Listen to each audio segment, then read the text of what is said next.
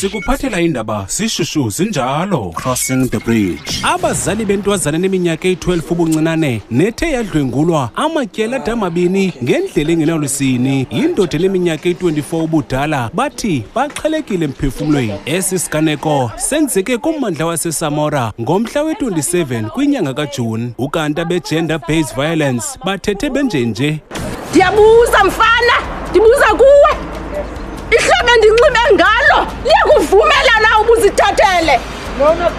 We have women in their homes that are being sexually violated by their partners, but they are too scared to talk because of this society.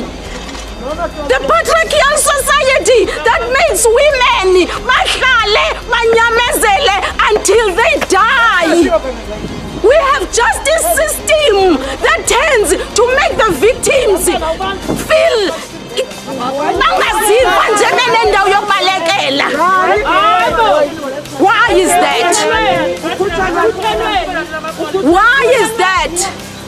Why is that I, as a victim, have to prove that I have been raped?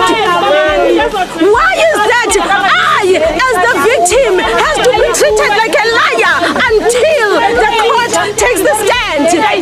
Why not the perpetrator? Why do I have to answer for the ordeal that I went through?